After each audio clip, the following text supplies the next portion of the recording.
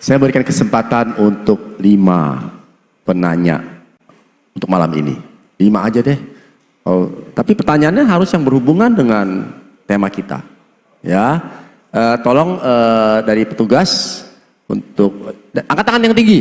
1, wah ibu yang di depan. 2 yang di belakang. Siapa lagi? Angkat tangan dulu. 5, nggak ada nggak apa-apa. Jangan paksain 5. 2 juga nggak apa-apa. Bu Mas 3. Udah ya? 4, Bu Eli, siapa lagi? Udah? Itu banyak kan ibu-ibu ini. Oh, baru bapaknya angkat tangan loh nih. Udah 5 ya. 1, 2, 3, 4, 5. Dari ibu yang depan dulu. Tapi yang berhubungan dengan tema ya. Kalau yang enggak, jangan gitu. Oke, silakan. Apakah penciptaan Deketin mic-nya. Apakah penciptaan itu masih ada sampai saat ini? Oke, apakah penciptaan itu masih ada sampai saat ini? Lebih spesifik? Enggak, itu aja pertanyaannya. Karena pencipta itu kan adalah firman, jadi Yesus. Yesus sudah mati dan naik. Apakah yang ada sekarang ini disebut juga ciptaan? Seperti orang yang melahir, itu ciptaan? Oke, tampung dulu ya. Lanjut yang belakang. Belakangnya Cecep. Oh, si engkok. Apakah mereka semua disebut pribadi? Apa? Apakah mereka bertiga disebut pribadi? Allah Bapa, Tuhan Yesus, dan Allah Roh Kudus. Apakah mereka 3 itu disebut pribadi? Oke. Berikutnya Mas. Tapi ibu sih, ibu Mas. Masti sebelah, Mastina. Ini juga ada di Batak ini. Silakan. Yang mau saya tanyakan tadi kan Kak Eli bilang kalau kita mau percaya dengan kita Kristen itu dibaptis ya. Nah, kalau kita kan sebagai Kristen dari kecil kan udah dibaptis. Nah, terus untuk mengakui kita sebagai Kristen yang benar-benar Kristen itu kan CD, ya kan? Nah, apakah itu juga bisa kan nggak perlu baptis lagi kalau udah CD gitu? Nah itu apa perbedaan? Iya, CDA. Jadi maksudnya apa perbedaannya? Kan kalau waktu masih kecil kan baptis kan kita nggak tahu apa-apa, gitu. Jadi kan pengukuhannya kan di baptis itu tadi. Di CD gitu. Di baptis. Ya udah jangan argumen di situ nanti. Waduh, rapat sampai malam. Oke, yang keempat Ibu Eli. Ya, ini Iya, nama kita sama tapi nggak ada A-nya. Kan tadi katanya nama sama. Jadi kalau tadi kita bilang Bapa, Firman itu Roh Kudus, Firman itu adalah Yesus Kristus yang ada di dalam Roh itu adalah Roh Kudus.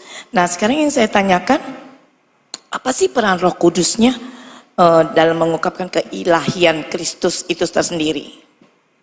Peran Roh Kudus. yang terakhir tadi Bapak yang musuh saya dulunya. Oh musuh ya, masih dianggap musuh nih. Ya. Udah nggak musuh lagi. Ya, perkenalkan saya Alfred. Saya mau tanya terkait dengan penciptaan. Di dalam firman Tuhan, dalam Kejadian pasal 1 ayat 2, bumi belum berbentuk dan kosong, gelap gulita menutupi samudra raya, dan roh Allah melayang-layang di atas permukaan air. Yang kita pahami artinya bumi masih belum berbentuk dan kosong. Tapi kalimat berikutnya adalah roh Allah melayang-layang di atas permukaan air. Itu maksudnya apa? Artinya kalau di permukaan air sudah nampak permukaan, berarti ada sesuatu yang terbentuk. Mohon penjelasannya. Thank you. Udah ya, 5 aja cukup. Dari Kak Elia, silakan dipilih. Oke, silakan.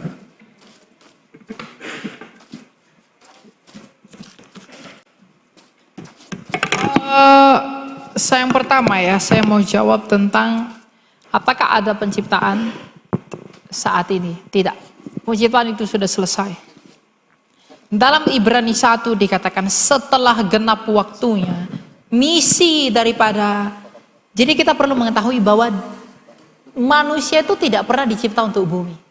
Bumi dan segala sesuatu itu diciptakan untuk manusia. Jadi misi Allah yang paling penting, yang paling tinggi adalah menyelamatkan manusia. Dan karya penyelamatan di Kalvari itu sudah selesai.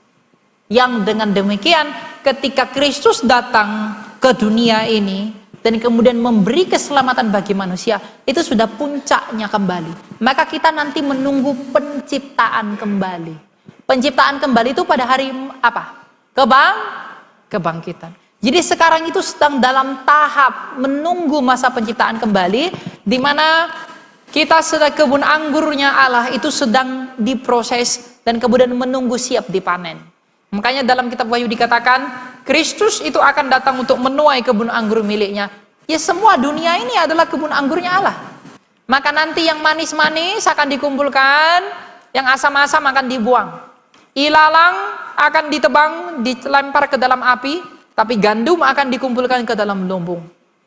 Baru nanti kemudian disempurnakan kembali ketika kita bersatu dalam relasi yang kudus dengan Allah itu. Jadi apakah sekarang ada penciptaan? Tidak ada. Penciptaan sudah selesai, penebusan sudah selesai, kita sedang menunggu penuaian hingga kepada penciptaan kembali. Penciptaan kembali itu adalah langit bumi baru dan Yerusalem yang baru. Nah itu kita tidak bisa bayangkan itu seperti apa Bapak Ibu. Jadi kalau Anda tanya seperti apa langit bumi baru, saya dengan tegas mengatakan saya tidak tahu. Karena memang kita belum tahu itu seperti apa. Ya. Nah tadi yang kedua, pertanyaan tentang pribadi. Apakah Firman dan Roh Kudus disebut pribadi? Ya, mereka disebut pribadi. Tapi bukan pribadi seperti manusia. Jadi seperti tiga manusia diikat jadi satu, tidak. Tapi dia disebut pribadi karena dia hidup dan memiliki hidup. Makanya dia disebut pribadi. Ya, di sini ada salah sangka ya. Kata pribadi itu dipikirkan pribadi itu artinya ya pribadi itu ya persona.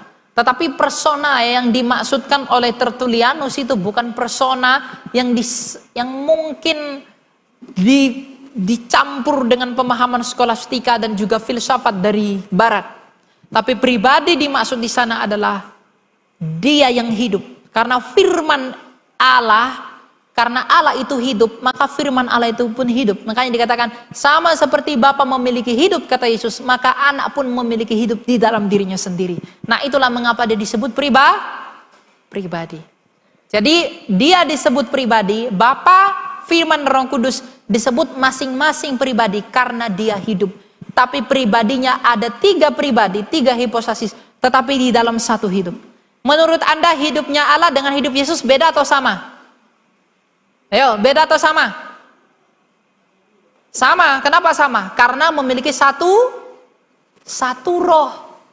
Roh Yesus juga disebut rohnya Kristus. Rohnya Kristus juga disebut rohnya Allah. Maka Yesus dan Bapa itu memiliki satu hidup. Yaitu hidup yang ada di dalam Roh Kudus. Ya, dan Roh Kudus inilah yang menyelami semua apa yang ada di dalam diri Allah ini. Nanti untuk menjawab pertanyaan berikutnya saya akan jelaskan tentang Roh Kudus. Tadi yang ketiga pertanyaan tentang apa? Tentang baptisan. Nah, saya udah baptis kecil. Lalu kemudian besar saya perlu baptis lagi enggak? Enggak perlu. Kenapa? Baptisan itu tujuannya untuk apa sih? Ayo, baptisan itu tujuannya yang paling penting itu untuk apa? Yang ngomong pertobatan siapa? Yuk. Loh, yang lain ini apa? Baptisan itu tujuannya paling penting untuk apa? Pembaptisan itu tujuannya memang pertobatan. Tetapi yang paling penting dari tujuan baptisan itu adalah kelahiran kembali. Makanya anak-anak pun dibaptiskan. Nanti setelah besar dia mengaku dari dirinya. Kemudian dia memperoleh pengampunan dosa. Jadi boleh dibaptis dari kecil, kemudian nanti besar dia memperoleh apa? Ya. Oke. Nah, lalu yang berikutnya tadi tentang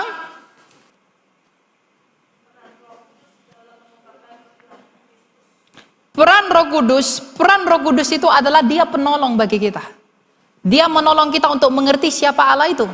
Di dalam 1 Korintus 2 ayat 11 dikatakan bahwa Roh Allah itulah yang mengerti apa yang ada di dalam Allah itu. Makanya kita nggak mungkin bisa mengerti siapa Yesus tanpa Roh Kudus. Karena Bapa mengasihi Yesus di dalam Roh Kudus, Yesus mengasihi Bapa di dalam Roh Kudus. Karena sama seperti manusia, tidak ada yang tahu apa yang di dalam diri kita selain daripada roh kita, maka tidak ada yang bisa tahu apa yang ada di dalam diri Allah selain daripada roh Allah itu sendiri. Jadi roh Allah itulah yang menolong kita untuk mengerti siapa Allah itu. Begitu ya? Jadi tujuan Roh Kudus itu adalah dia penolong, dia penghibur, dan dia menuntun kita untuk mengerti siapa Allah itu. Tanpa Roh Kudus tidak mungkin kita bisa mengenal Allah itu.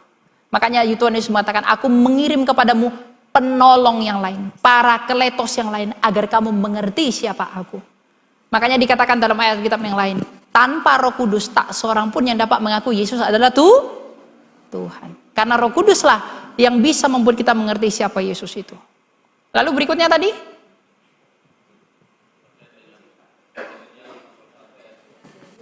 arti menanyakan apa?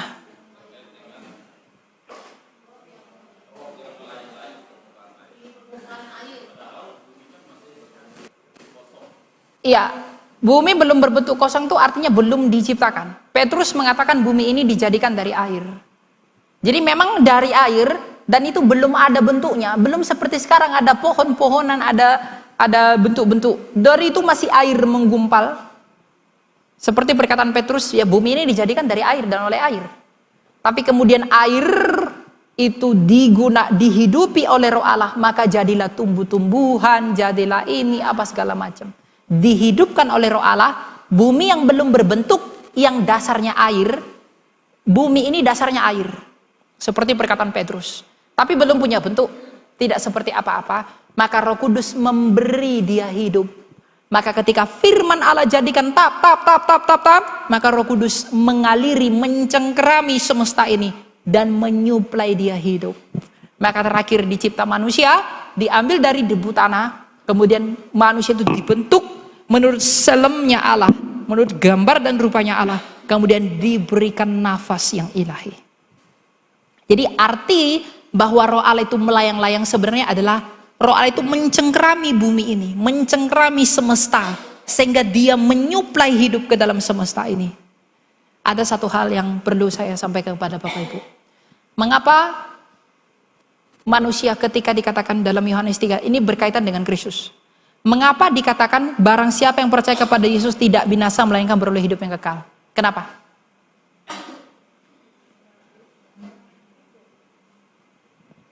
Kenapa tiba-tiba di perjanjian baru barang siapa yang percaya kepada Yesus diberi hidup yang kekal?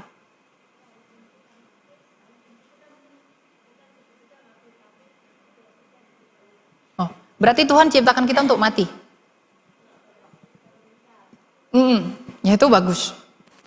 Tapi inilah rahasianya Allah. Ini tidak bisa dijelaskan iman lain, hanya Kristen. Coba tanya kepada iman lain, mengapa ada kematian? Mereka akan jawab apa? Mereka bilang takdir. Mereka bilang sudah ditetapkan Allah.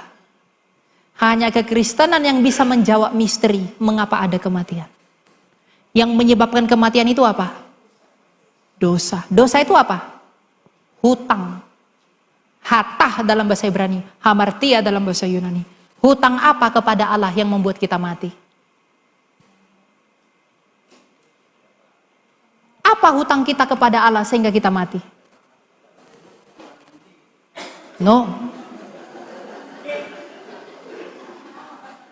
Bukan. Apa arti kematian itu?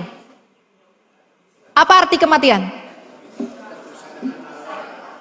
Terpisah dari Sebenarnya tidak. Arti kematian adalah berpisah dari hidup.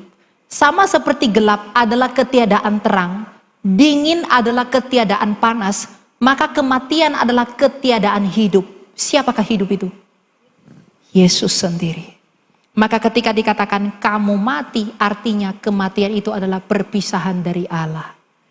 Kenapa manusia mati? Karena kita memiliki hutang. Hutang apa? Kita gagal mengasihi Allah dengan memakan buah pohon pengetahuan itu. Ketika kita gagal mengasihi Allah dengan memakan buah pohon pengetahuan itu, maka kita bercerai, berpisah dari Allah sang hidup. Maka ketika kita berpisah dari Allah sang hidup, kita itu mengalami kematian. Apa yang dilakukan Yesus agar kita kembali kepada hidup itu? Ingat, manusia itu diciptakan, dihidupkan oleh roh Allah yang kekal. Maka manusia itu sejak semula dicipta untuk hidup yang kekal. Tapi hidup yang kekal itu rusak oleh karena kegagalan kita mengasihi Allah dengan memakan buah pohon pengetahuan melalui ketidaktaatan nenek moyang kita. Maka apa yang dilakukan Yesus agar kita kembali kepada hidup kekal? Kalau hidup yang kekal itu dirusak oleh karena kegagalan Adam mengasihi Allah. Maka hidup yang kekal itu dipersatukan kembali melalui keberhasilan Yesus Kristus mengasihi Bapaknya sampai taat di Kalvari. Makanya dikatakan oleh ketidaktaatan Adam kita mati, tapi oleh karena ketaatan Kristus kita kembali rekonsiliasi. Makanya dikatakan barang siapa yang percaya kepadaku, ia akan memperoleh hidup yang kekal. Karena apa? Hutang kita mengasihi Allah membuat kita berpisah dari Allah. Tapi Yesus melunasi hutang itu melalui ketaatannya, kasihnya yang sempurna kepada Bapaknya. Dengan demikian melalui salib itu, dia memakukan surat hutang dosa kita. Melalui salib itu, hutang kita yang adalah mengasihi Allah dilunasi oleh Yesus. Karena salib adalah tanda kasih Yesus yang sempurna kepada Bapaknya. Ini tidak bisa dijelaskan iman lain. Dalam kan? Dalam. Tapi banyak tidak ngerti, banyak tidak mau belajar. Kenapa? Karena lebih enak cari dunia daripada cari Allah. Paulus mengatakan bahwa di dalam Kristus begitu banyak misteri yang tidak dibukakan kepada mereka yang di luar daripada Kristus. Jadi kalau kamu seorang Kristen, kamu seorang jemaat di tempat ini, kamu memiliki privilege di mana Roh Kudus di dalam kamu itu siap membantumu untuk mengerti rahasia dan misteri Allah. Tapi pernahkah engkau meminta? Tidak. Kamu lebih suka cari uang, lebih suka cari perempuan, lebih suka cari laki-laki. Anak muda lebih suka memikirkan apa makanan enak, bagaimana gaya pacaran yang hebat, bagaimana nanti aku kemudian dapat uang banyak, dapat banyak hal. Tapi tidak memahami bagaimana misteri Kristus. Memahami rahasia Allah melalui pertolongan daripada Roh Allah, itu adalah hal yang paling berharga, privilege yang paling utama sebagai orang Kristen. Apa yang dicari manusia di bumi ini, Bapak Ibu? Apa yang diinginkan manusia di bumi ini? Mengapa kamu berbisnis? Mengapa kamu kerja? Mengapa kamu cari uang? Mengapa orang rela korupsi? Mengapa orang rela merampok? Mengapa orang rela membunuh? Yang dicari manusia di seluruh bumi ini hanya satu, hidup. Apapun agamamu, apapun kepercayaanmu, dari perempuan manapun kamu dilahirkan, dari negara manapun kamu berasal, dari Tiongkok, dari Cina, dari Australia, dari Eropa, dari manapun, yang dicari manusia itu hanya satu, hidup. Demi hidupnya mereka mati-matian bekerja setiap hari demi uang, demi perut, demi hidup. Hiduplah yang diusahakan seluruh manusia. Maka kalau engkau kaya, punya banyak uang, perutmu sakit, kamu pergi Singapura berobat. Mukamu makin tua, kamu pergi Korea operasi. Tapi kamu tetap hidup, ya kan? Hiduplah yang dicari manusia, dan kematianlah yang paling dihindari manusia. Kalau hidup yang paling dicari manusia, kematian yang paling ditakuti manusia, apakah alasan manusia itu menolak Yesus Kristus yang telah mengalahkan kematian melalui kebangkitannya dan memberi hidup melalui itu? Tidak ada. Ini rahasia Kristus. Makanya kalau Kristus tidak bisa memuaskan batinmu, apapun yang kau miliki di dunia ini nggak bisa memuaskanmu. Percaya itu. Kalau kamu andalkan uangmu, Herodes Antipas, Agripa, Kaisar Agustus, Kaisar Tiberius, kurang kaya apa? Tapi apakah kekayaan uang mereka bisa memberikan mereka hidup? Tidak! Hari ini mereka masih mati. Kalau kamu cari pinter, apalagi anak muda baru sekolah di Vancouver, sekolah di Melbourne, pergi ke Kanada, pergi ke Amerika, sekolah di Massachusetts, pergi ke Harvard, belajar filsafat, Aristotle, Lao Tzu, Kung Fu, belajar banyak filsafat. Aku tidak mau percaya Yesus. Belajar filsafat, tinggalkan Yesus. Aristotle, Thales, Strabo, orang-orang pintar di Yunani dan orang-orang pintar di Tiongkok. Apakah kepintaran mereka bisa membuat mereka lepas dari mati? Tidak. Kekayaan, kuasa, Alexander the Great itu orang paling hebat dalam sejarah dunia. 12 tahun dia berperang, tak seorang pun kalahkan dia. Ketika dia dari Makedonia istananya ke Yerusalem lalu mau pergi ke Alexandria, dia mati karena demam tinggi. Dia yang begitu kuat, begitu dihormati, kalah kepada demam tinggi. Waktu itu belum ada Panadol, belum ada paracetamol. Dia mati kepada demam tinggi. Artinya sekaya apapun engkau, sebanyak apapun uangmu, sekuat apapun engkau, apapun yang kau miliki di dunia ini, tak dapat menolongmu. Makanya Kristus berkata, akulah pokok anggur yang benar. Di luar aku, engkau tak dapat berbuat apa-apa. Karena semua orang kaya, semua orang hebat, semua orang yang punya segala sesuatu di dunia ini telah mati. Elon Musk itu takut mati, pindah ke Mars. Orang-orang kaya di Amerika Serikat, pemilik Oracle, pemilik Meta dan lain sebagainya, membentuk suatu konglomerasi untuk berinvestasi kepada perusahaan farmasi, menemukan bioteknologi, biologi, agar manusia itu tidak mati-mati. Xi Jinping ketemu dengan Vladimir Putin di Tiongkok, berbicara, menemukan apa? Bagaimana kita memperpanjang usia orang agar tidak mati-mati. Mereka semua tidak mau mati. Mereka lupa ada pribadi yang bernama Yesus Kristus yang telah mengalahkan, menginjak kematian itu. Kenapa? Mereka buta dengan dunia ini. Inilah rahasia Kristus. Kalau kamu tidak mengerti ini, sayang sekali jadi Kristen. Ini rahasia Kristus. Nggak mungkin kita mengerti ini tanpa pertolongan daripada Roh Allah yang menolong kita untuk mengerti apa yang sedang Allah lakukan dalam hidup kita. Makanya kalau kamu minder, kamu melihat orang lain lebih hebat daripada engkau, ingatlah selalu akan Tuhanmu. Karena bagaimanapun hanya Dialah pokok anggur yang bisa memberikan engkau air daripada hidup. Sebab orang-orang besar bukanlah pokok anggur. Mereka mungkin pokok kelihatan seperti anggur, tetapi dari semua duri. Ini privilege kita Bapak Ibu. Karena tadi berkaitannya dengan penciptaan. Karena di dalam penciptaan, dari Kejadian 1 ayat 1 sampai 3, itu misteri yang begitu banyak sekali artinya. Dari Kejadian 1 ayat 1, ayat 2 ke ayat 3, itu pembahasannya panjang. Mungkin kita pada Bereshit, para Elohim, Meta, Shama, Yinvet, Haret, pada mulanya Allah menciptakan, ya udah sekilas begitu aja. Tapi kalau kita dalami kata per kata, kata bara yang digunakan Musa, bukan kata Ibrani lain, itu kaya sekali akan makna. Inilah rahasia Kristus.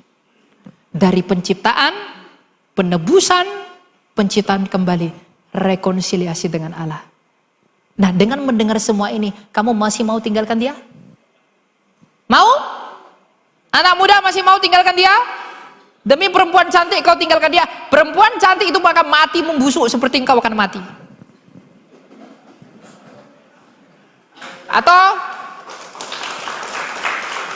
Atau perempuan mau demi laki-laki, oh dia kaya, banyak uang, tak apa-apa. Makanya kalau orang bilang semua agama sama saja, semua agama sama saja, semua ajarkan baik. Benar, semua agama ajarkan baik. Buddha ajarkan baik, Konghucu ajarkan baik, Islam ajarkan baik. Semua memang mereka ajarkan baik. Tapi apakah yang dihasilkan dari ajaran mereka itu? Ajaran baik yang menghasilkan hidup itu hanya ajaran Yesus Kristus. Semua agama baik, betul. Ateis yang tak beragama pun bisa baik. Semua agama ajarkan baik. Tapi ajaran baik yang ada pada Kristus itulah yang menghasilkan hidup. Mengapa engkau berbuat baik hanya demi sebuah kematian? Tapi di dalam Yesus kita tidak hanya diajarkan hukum yang paling tinggi, tapi kita diberitahu bahwa dari hukum itu kita diberikan hidup. Konghucu itu orang paling berhikmat. Dia mengajarkan suatu narasi yang bagus. Dia mengatakan apa? Jangan kamu lakukan apa yang kamu gak suka terhadap orang lain. Itu bagus. Itu terkenal sekali di Tiongkok. Tapi Yesus Kristus memberikan yang lebih tinggi daripada itu. Dia mengatakan apa? Lakukanlah apa yang kamu ingin orang lain berbuat kepadamu. Jadi kalau kamu ingin bermoral, Yesus jawabannya. Kamu mau hidup, Yesus jawabannya. Kamu mau kebenaran, Yesus jawabannya. Kamu mau jalan, Yesus jawabannya. Ketika Yesus berkata, akulah jalan dan kebenaran dan hidup. Ketika dia mengatakan, akulah jalan. Dia menjadi jawaban atas seluruh agama yang berusaha jadi jalan. Ketika dia mengatakan, akulah kebenaran. Dia menjadi jawaban atas seluruh dunia filsafat yang berusaha menjadi kebenaran. Ketika dia mengatakan, akulah hidup. Dia menjadi jawaban untuk seluruh manusia yang sedang berjuang demi hidupnya. Dengan demikian, Yesus Kristus itulah jawaban hidup manusia. Kalau kamu masih tolak Yesus atau tinggalkan mau main-main dengan dia setelah mendengarkan ini, saya tidak tahu berapa banyak roh-roh hantu dalam dirimu. Saya tidak tahu. Yang mungkin menutupi, membuat kita buta. Mutlak kan? Iya. Makanya saya bersuka cita ketika saya menemukan orang-orang yang menjadi pengikut Yesus karena dia mendapat kemurahan hati Tuhan. Setelah itu tadi pertanyaan apa? Yang kedua, yang berikutnya? Habis. Pas sekali penutup ya. Jadi ini sebagai tambahan saya. Bahwa kita sebagai orang Kristen, kita itu punya kekayaan yang tidak dapat mati. Di dalam Kristus kita menjadi sempurna. Karena hidup yang dicari manusia tidak dapat disediakan oleh manusia. Tapi bisa diberikan oleh Yesus. Mengapa para rasul tidak takut mati? Mengapa mereka tidak takut mati Bapak Ibu? Mereka tidak takut mati. Pengikut Kongfucu, pengikut Lao Tzu yang tulis Tao Te Ching mati semua. Tidak. Mengapa para hanya rasul tidak takut mati? Kenapa Markus tidak takut mati di Alexandria? Ditarik kuda. Kenapa Petrus tidak takut mati disalib terbalik di Roma? Yohanes digoreng seperti dodol. Paulus dipenggal di Roma. Mengapa mereka semua tidak takut mati? Karena mereka telah melihat. Tuhanku telah menginjak kematian. Untuk apa aku takut kematian? Jadi kalau kita masih takut mati, takut menderita, takut miskin, iman kita mungkin masih palsu. Belum sungguh-sungguh. Karena iman yang benar tidak ada ketakutan. Rasul Yohanes mengatakan, di dalam kasih tidak ada ketakutan. Iman, pengharapan, dan kasih yang terbesar antaranya adalah kasih yang membuat kita beriman. Iman yang menuntun kita kepada pengharapan. Kalau kita masih takut, artinya kita tidak punya kasih. Tidak mungkin kita beriman. Tidak mungkin kita punya pengharapan. Enak tidak jadi Kristen? Tidak enak. Yang bilang enak tuh nggak Kristen beneran. Itu Kristen main-main. Karena kalau mau enak-enak jangan ikut Yesus. Ya kan? Ketika iblis coba Yesus, dia tawarkan yang enak enggak? Kalau engkau anak Allah, jatuhkan dirimu, aku kasih ini itu. Tapi Yesus bilang, kau ikut aku, pikul salib. Jadi kalau orang bilang, aku ikut Yesus, enggak ada struggle, itu enggak Yesus beneran, itu Yesus yang diserupakan. Kamu lebih baik ke sebelah. Enggak ada salib, tapi dalam Kristus ada pikul salib. Maka mari kita memohon pertolongan kepada Allah, agar di dalam kemurahan hatinya, dia memberikan rohnya berdiam dalam kita, agar kita selalu mengerti dalam perenungan, dikaruniai kerendahan hati, dikaruniai kerelaan, dikaruniai kemampuan untuk menyerahkan diri, bahwa hanya Kristuslah yang dapat menolong kita hingga pada hari selesainya pertandingan kita. Agar ketika dia datang, dia memperhitungkan kita sebagai kawanan dombanya. Dia tidak mengatakan celakalah engkau, tapi dia mengatakan berbahagialah engkau. Tidak ada hal yang paling indah selain daripada berdamai dengan pencipta kita sendiri. Tidak ada. Kamu berdamai dengan saudaramu, bagus. Kamu berdamai dengan musuhmu, bagus. Tapi berdamai dengan penciptamu yang membuat engkau ada. Itu lebih bahagia dari apapun. Tapi dunia ini menipu kita. Senang-senang saja dulu, senang-senang. Nanti itu belakangan. Iblis itu tidak mau kita menderita sekarang. Dia mau kita menderita bersama dia di kekekalan. Tapi Tuhan mengizinkan kita di proses hari ini. Agar kita murni dan kemurnian itu siap menemui kemuliaannya ketika dia datang sebagai Raja. Maka kita berdoa, ya Tuhan ingatlah akan kami apabila Engkau kembali dalam kemuliaan-Mu. Amin.